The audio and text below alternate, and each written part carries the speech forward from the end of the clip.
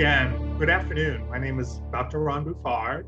I am a functional medicine provider for Align Modern Health here at the River North Clinic and the Logan Square Clinic. Today, I'll be presenting a PowerPoint presentation on holiday abundance, eating and drinking for a healthier holiday season. We all expect to be able to get together this year after our year of really not being able to get together. And with it comes a lot of challenges. And so I'm hoping today that we will be able to help guide you through the challenges that you'll be faced with and see if we can come up with some better strategies for you. But first, I want to at least present to you that Align Modern Health is considered an integrative medicine clinic. We are a diversified clinic with several different practitioners, from chiropractic physical medicine to acupuncture, massage therapy, rehab therapy, functional medicine like myself, and clinical nutrition. What we aim to do is to make the best you possible. And if necessary, we integrate amongst the other providers to try to give you the best experience and become the most healthy you. Again, Dr. Ron Bufard. I am a functional medicine physician here at Align Modern Health. I also happen to be on the American Chiropractic Association Council on Nutrition. I am a director of practice development. I have a diplomate for the Clinical Board of Nutrition, as well as a diplomate for the chiropractic internists, which just means I practice both ends of the spectrum when it comes to being a functional provider. That's where the chiropractic internists come from. And then clinical nutrition is just another offshoot that I have. I did graduate from Palmer College of Chiropractic several years ago, and then I also have a BS in Communications from Boston University. So the purpose of this webinar really is four things. We want to set you up for success by really considering, how best to go into this season being healthy, how to develop strategies on dealing with the holiday abundance. We'll talk about swaps for healthier recipes, and then at the end, we'll talk about how to integrate alcohol as needed. So let's start with the idea of health and immune function. So one of the best ways that we can go about this is making sure that your levels of vitamin D are nice and strong. Vitamin D, when we expose ourselves to the sun, is how we develop it. However, of course, we live in Chicago, and so especially at this time of year, sunlight isn't as robust as it could be, plus the sun's angle makes it so that it's very difficult for us to make as much vitamin D as necessary. However, you should know that vitamin D itself is a fat-soluble vitamin, so it can actually become toxic at high levels. So you should get tested for it regularly if you are supplementing. And there are several supplements that we recommend in our own practice here when we kind of look at the testing and determine if you're deficient, if you are very deficient, or if you're just minorly deficient. Why is vitamin D important? Because it really does reduce the inflammation. It does help prevent depression with the longer, darker days. It can help control our high blood pressure by bringing down that inflammation. Of course, we all know it does help to build healthy bone structure by implementing and aligning with the calcium to actually lay it down onto your bones. It can help to boost your mood. It does definitely deal with muscle aches again by decreasing the inflammation, and it can prevent cancer. Some natural sources that you can get vitamin D if you're not into taking supplements would be some of the fatty fish like salmon, mackerel, or sardines, cod liver oil, and then, of course, whole eggs. Another great way that I really like to help people to really keep your immune system kind of targeted is make sure that you're staying hydrated and keeping your electrolytes up by making sure you drink plenty of fresh water, broths, which again have definitely electrolytes, and herbal teas, which can just be a helpful way to increase your water consumption without being bored of just water. The key nutrients for immunity, of course, vitamin C, vitamin E, beta carotene, selenium, and zinc, all kind of work in tandem to keep the immune system functioning at proper levels. Some of the foods that we can utilize that can help us give us really good, robust amounts of vitamin C and beta carotene, selenium, and zinc are things like turmeric and tart cherries, walnuts, green veggies, and garlic. They all have very different ways of dealing with our immune system. Turmeric being in sort of an anti-inflammatory, whereas garlic is both an anti-inflammatory and it's actually an antimicrobial. Walnuts, of course, give us a good source of anti-inflammatory fats. And the green veggies certainly have a lot of antioxidants along with the tart cherries, which is a really good source of vitamin C as well. Importantly, we need to make sure that we limit the simple sugars because sugar can certainly suppress our immune activity. So as we are indulging in the holiday meals, keeping sugar at a level that's a little lower would be helpful. So try to enjoy small portions of your favorite holiday desserts, or alternatively, if you're not willing to indulge in those small holiday desserts, then finding some good dark chocolate as an alternative is really great because dark chocolate is loaded with antioxidants again that really helps to keep your immune system stable, along with some selenium and zinc. So this slide here called Eating Like a Pro, this is kind of a conglomeration of things that we should do as far as behaviorally. So when we are going to a holiday function, the temptation is, well, I'm gonna go have a big dinner, so I'm not gonna eat very much today just so I can save up my appetite. The unfortunate thing with that is when you overeat, it actually will, A, make you feel more uncomfortable. And of course, the chance of you eating poorer nutritional choices, especially when you are talking about these abundances that we have at our holiday tables, might not be such a great idea. So I typically try to continue to do my normal routine of diet throughout the day and just make sure that when I am at that particular holiday meal, I'm considering it, yes, a holiday meal, but at the same token, I'm really trying to look at it like it's really nourishment and doesn't need to be extravagant or go overboard. Try to make sure that you eat every 4 hours. So if you're going someplace that you're going to be with the family for a long period of time, try to imbibe in some of the better things. There's always a crudité plate that usually has a lot of good healthy vegetables that you can use with a low-fat dip or a hummus, or just perhaps nuts or even fruits. Either any of those would be really helpful or healthy. Make sure that you always eat protein with every meal, especially during the carb-heavy holiday meals. So as much as we all want to indulge in the sweet potato casserole and the mashed potatoes and the rolls and whatnot, we should just make sure that we try to make the protein be the star. Again, some alternatives for healthy snacks is some nitrate-free jerky. I love pumpkin seeds, really robust, again, for the immune system with some zinc, selenium, some raw nuts, which will give you the omegas that we need, and minimally processed bars like RX bars, Hemp Hard, or Epic bars can certainly help to ward off that hunger if you've been waiting too long for that holiday meal.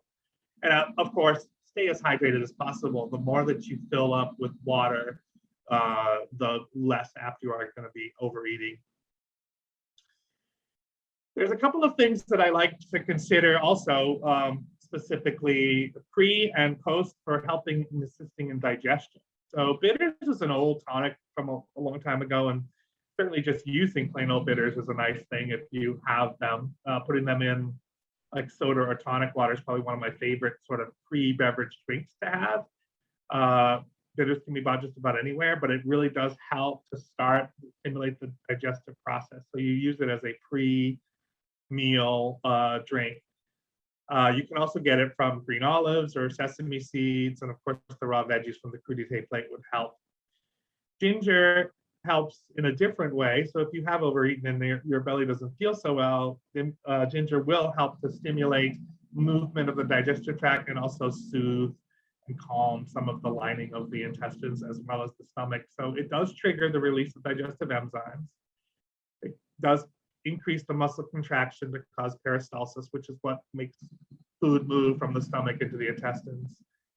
So it's a fantastic delivery. Again, putting medallions of ginger in water is really helpful, along with some cucumber, very refreshing drink. Drinking that even at dinner is another option because it will help to flavor the water and at the same time give you these extra added bonuses of keeping the digestion happening. Of course, water is definitely a big process, it's definitely necessary to kind of keep everything moving. My tip here about water is when you are drinking and consuming alcohol, I always recommend to people is drink an alcoholic beverage and then a glass of water in between before you try to consume the next alcoholic beverage. It does a few things and keeps you kind of satiated, so it helps to keep the body moving and processing the toxins and the waste. And it does keep the alcohol consumption down so that you're less likely to make poorer choices. Because the other thing that happens when we drink during the holiday season is that we tend to make poorer choices and then we end up regretting all the things that we did eat. Lastly, I really recommend that we exercise. One of the things that we always try to do at my home is after we've had dinner, we usually try to get out and go for a walk. And yes, it's sometimes cold, so you just get dressed for it. I love to get out and just look at how people have decorated their houses. It's sometimes a fun thing to do, but walking, it just helps to move and keep your digestive system moving and healthy. The effort here is not really to go out and run a marathon, although some people do the turkey trot, which is fine. But just getting out and exercising. Once you've had a big meal, you're really going to want to, there's two things that are going to happen. Your body really wants to try to break down a lot of stuff, and the tendency is you want to just go sit on the couch and fall asleep. But getting up and moving will really help to make that digestion happen at a lot better pace so that you won't feel so uncomfortable. So what are some alternatives or some things that you can switch out? And I wanted to bring up Aquafaba. So this is an interesting ingredient that many of you probably have never heard of before. But when you get canned beans, it always comes in this liquid and you usually drain it off. Well, this liquid actually, full of protein, can be used as an egg substitute when you whip it up into a dessert. So you can use it as a meringue, or again, you can place it into baked muffins or cakes. I like to use this just as it said it here, because it really does take away from anybody who has egg sensitivities or anybody who's a vegan who doesn't really want to use eggs can use this Aquafaba as a replacement. Secondly, like I said, it doesn't really taste like beans. You do have to sweeten it and put some vanilla in it for it to be meringue-like, but it's a really good healthy alternative and actually has a good source. It's a good source of protein for you. So although it's something you probably never thought of using before, start looking up Aquafaba and look for recipes, because it's really a great alternative, especially if you are one bringing a treat to somebody's home and you're mindful of some vegans that might be at the dinner table. This would be a really great opportunity for you to shine, bringing in a recipe that actually is vegan. So avocados. So avocados are superfoods. They're filled of good, healthy vitamins A, most of the B vitamins, C, E, and K, as well as a lot of the minerals like potassium and zinc and magnesium and copper, iron, low in saturated fat, and contains zero cholesterol or sodium. This can be also replacing butter in any of your recipes that you have. This recipe, by the way, from one of our docs here, it will be available to you when we get done with this presentation today. Everybody will be sent this set of slides, so you will be able to go back to this particular recipe slide. It's quite a fantastic gluten-free pasta avocado pesto dish that looks pretty festive because of the green and red colors and is actually pretty tasty if you really like avocados. So bananas, there's always some controversy with bananas, but they are actually a good source of potassium and magnesium, and they're rich in fiber and resistant starch.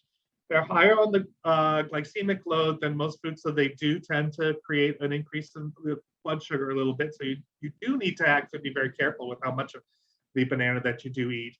But on the other hand, it's a great replacement for butter or eggs with any recipe. I like doing this little recipe that I do with making pancakes with mashed up banana. It's a pretty simple recipe that you can find anywhere online. And then there's cauliflower. So cauliflower, again, really great antioxidant, really good at decreasing toxins. I definitely have used the cauliflower as cauliflower steaks. I love roasting cauliflower with my favorite turmeric on it usually and other spices. kind of gives it a nice little kick. I've definitely done the mashed cauliflower in place of mashed potatoes. I don't think personally that it tastes much like potatoes. It definitely has a distinct, sulfur flavor because cauliflower does have a sulforaphane base to it. So that is what you will taste, but it's really good at detoxifying the liver.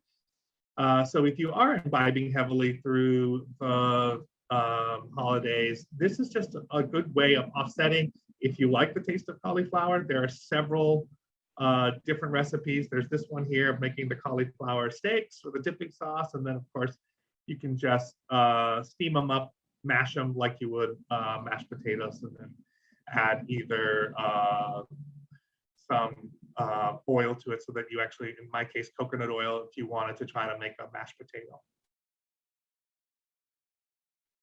Chia seeds. Now, I know chia seeds have become a little bit more popular recently. Chia seeds are really interesting because when you let them sit for 15 minutes in the refrigerator with some water, they then become sort of a gelatiny type of substance and can form sort of puddings, or they kind of create that that substance that much like eggs would to kind of hold things and bind things together.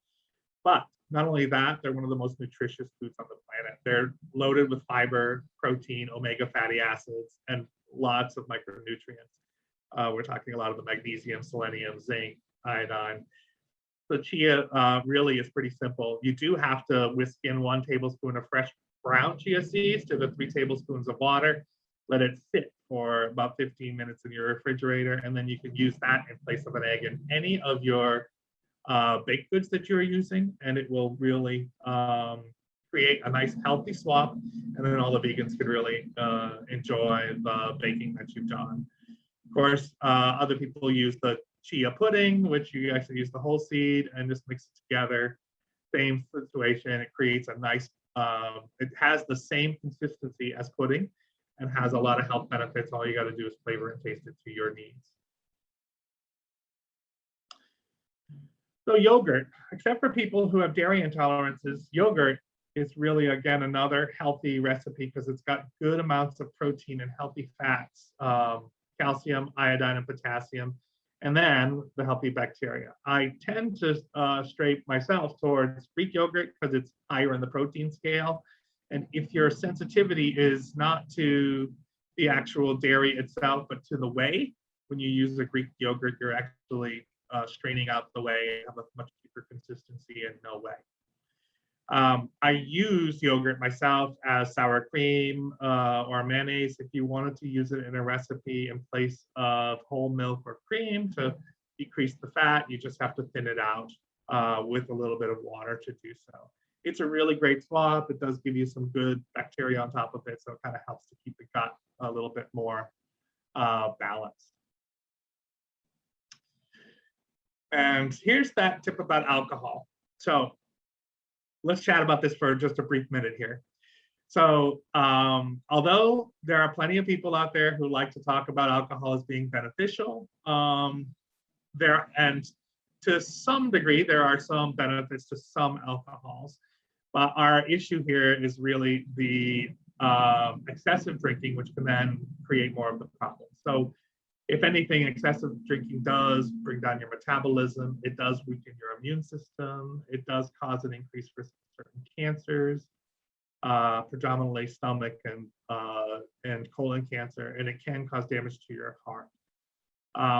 Keep in mind that because of the way alcohol is processed, it really is mainly just sugar to your body. So if you have problems with sugar, elevated A1C or glucose or a diabetic, drinking can certainly compound that, regardless of what kind of alcohol it is. It pretty much is just a big glug of sugar. Vodka is one of the more friendly choices for most diets because it is filtered by charcoal, so it's eliminated most of the toxins. Potato vodka, which is the better choice because it is low in carbs, sugar-free, and grain-free. I like to tell people that the problem with vodka is depending on what you actually mix it with. So if you mix it with juices, we're going back into creating too much sugar, but a good tonic or a seltzer is a really good option. So a vodka tonic or a vodka seltzer will limit the amount of calorie that you're going to take in from it from the sugar standpoint, and then again make it so that it's not as inflammatory. Again, when drinking, make sure that you're interspersing plain water in between the drinks that you can. Where gin is flavored with juniper berries, it has a very distinctive taste, and not everybody likes gin, but gin has definitely has some healthy potential because it does have these antioxidants from the juniper berries, which improves circulation and decreases water retention. But the same thing here, we want to make sure that if we are drinking gin, we're going to mix it with something that's either clear, not a fruit juice if we can avoid it. And lastly, tequila is what I usually recommend to most of my patients, specifically because it has the least effect on your blood sugar. So if you have a candida problem, or if you are a diabetic, or if blood sugar is your problem, tequila will be the best thing for you because it has the minimalist amount or effect on your blood sugar. Again, do not mix it with fruit drinks. So margaritas aren't necessarily the best way to drink the tequila, tequila soda or tequila tonic. So whiskey, even though there is some antioxidant property, now we're starting to see higher levels of yeast and higher levels of sugar. And that holds true for just about any of the darker liquors. The darker the liquor is, the more concentrated the sugar content is. So all of those aperitifs are definitely higher in sugar and will create that spike. Dry champagne, if you are really looking for, sort of that wine, the great thing is that it has the lowest amount of mold toxins because of the fermentation. Varying levels of sugar, but the drier or the brut or extra brut are going to be really what you want to go with.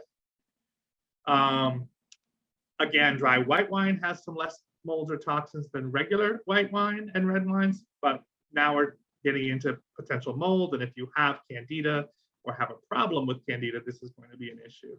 The colorful sweet spirits are definitely very inflammatory, and unfortunately, red wine, even though it's been known to have a lot of resveratrol, the amount of resveratrol for it to really have the best effect on you is not high enough to outweigh all the negative effects, mainly because, again, yeast, unfiltered, ochratoxin, which can be very inflammatory. And lastly, unfortunately, beer and any of those, any beers for that matter, because it's gluten, it's yeast, ochratoxin, mold. If you're gonna drink beer, you should go with the gluten-free version, less inflammatory. But again, I'm kind of in this particular presentation, because we're looking at how the benefits can outweigh the detriments. If we're really looking for something that's going to be less harmful, we want to stay at the top of this list and try to stay away from the things at the bottom of the list. This, again, will be available to you after the presentation so that you can refer back.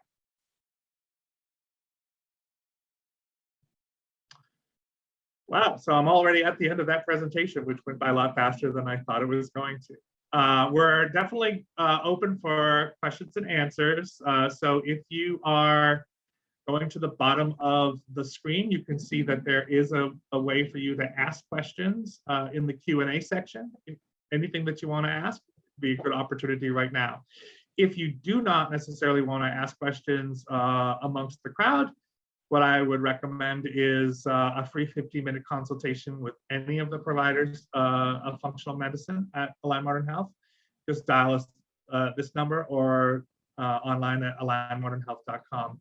I do want to also mention that on the alignmodernhealth.com website, there are several different cookbooks that we, the functional medicine department, have created for the past several years, with some option or ideas of different recipes. So if you're interested in kind of delving into looking at stuff that's less inflammatory or things that you're having some concerns with, whether it be gluten-free, whether it be vegan, there's tons of recipes online. You just have to go to the alignmodernhealth.com website and then look into the recipes tab. Lastly, it's always a question that comes up when we do these presentations is, does Align Modern Health accept insurance? As you can see here, we accept several different types of insurance for several different forms of our treatment modalities. If you're not clear or sure, you just have to reach out, again, calling that phone number or reaching out on the website and requesting an appointment. The schedulers will be able to take your information on your insurance and certainly look at what your benefits may or may not be. So I just want to point out again that there's a few people who put some questions in the chat. I'm actually only answering questions from the Q&A. So if you have put a question in the chat section, please move it over to the Q&A. What about naps after dinner? Do they help or hurt? Maybe a walk, then a nap? So that's exactly what I would recommend. So naps after dinner, the problem is if you've just eaten a large meal, your body's natural tendency is we need to break this down. And if you're going to go into nap zone, your body's metabolism slows down, and then the breaking down happens a lot slower. So I would recommend that after the dinner, and actually in my family, what we do is we clear the table, we go out for the walk, maybe half an hour, get some fresh air, come back in. Maybe at this point, we might think about pie and an after dinner drink or coffee or what have you.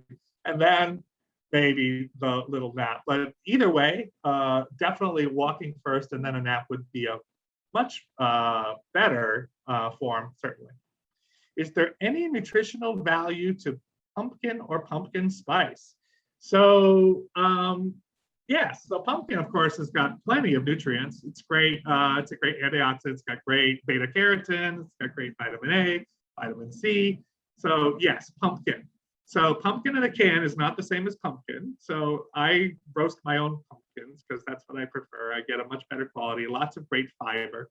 As far as the pumpkin spice, some of the pumpkin spice, depending again on what you're really looking to add to it, certainly has advantages to other things. The key with pumpkin pie, I think, that you're mentioning here, or what you're really asking, is that the sugar content can be pretty high. So the key is trying to find a good way of reducing the sugar. I tend to use liquid stevia, primarily when I'm especially making a pumpkin pie, because it's pretty sweet, and then it actually gives the pumpkin a lot more of a consistency that I want, because the liquid actually, you don't have to use a lot and you don't have to water it down too much.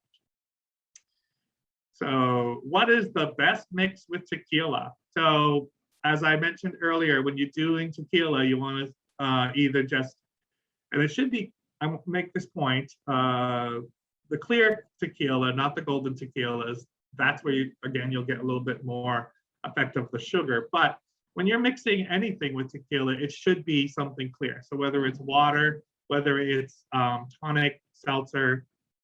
I have a soda sense dispenser at my house, so I tend to make my own fizzy water, which is plain old. I use filtered water, specifically spring water. So it's got minerals, and then I just use a CO2 carbonator, and that would be my base for the mix.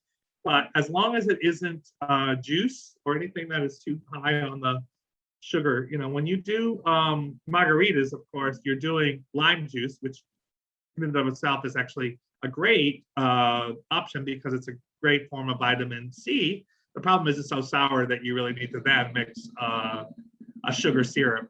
And that sugar syrup now has just made that lime juice that was so much better for you not so good. So I'm supposed to be avoiding blood thinners. Do any of the supplements or foods that you mentioned that would thin blood? Yes. So omegas in general are considered pretty good blood thinners. So you do need to be careful when you are, again, trying to avoid certain things because of certain medications that you are taking. This is one of those scenarios where you may want to reach out to one of us here and get a little consult that we can maybe help you understand. But of all the supplements that I recommended, really the omegas, the fish oils, are probably the things that can will thin your blood the most. Where would White Claw or similar beverage fall in that alcohol chart? I was wondering when someone was going to come up with that. So White Claw is sort of in between a cider and a malt beverage. So they're kind of a little cleaner than beer, but not by much. The White Claws that are apple-based or grain-free would be the better form. I'm not a big fan of them in general. Again, I think when we're talking about imbibing with the family, the idea really is just to feel the presence of everyone together and try to be present in the moment. You know, having a little bit of anything is not a bad thing, but in this particular case, if we're going to make specific choices at trying to eat the healthiest and trying to keep ourselves from doing the wrong thing, we would be best off sticking with like those light liquors, the vodka, gin, tequila, dry champagne. And with that, I don't have any more questions. You guys were way too easy. I want to thank you all for attending today. I know that holidays are always a challenge because it's family, it's a lot of personalities, there's certainly a lot of stress. On top of it, there's a lot of abundance of food and alcohol. What I can say is that if you plan appropriately and make the correct choices, it doesn't have to be as stressful as all that. Secondly, I do want to point out that because of how we've been all living for the last 18 months, I do expect that you should be able to go out and enjoy yourselves. So be mindful of what your choices are, but don't also make it so stressful that you're actually not able to enjoy yourself. Everything in moderation is okay as long as you are looking towards what the long-term goal really is. So for some people who, blood sugar is an issue, you definitely would like to stay away from those pecan pies and those things that are really high on the sugar load. But to have a bite just so that you can reminisce is okay. Just don't overdo it. I've been very grateful to be able to spend the time here with you folks. And again, if you're looking for more information, reach out for a 15-minute consult, either at the phone number here on the screen, or you can go to the website alignmodernhealth.com. Thank you all very much and have a great day.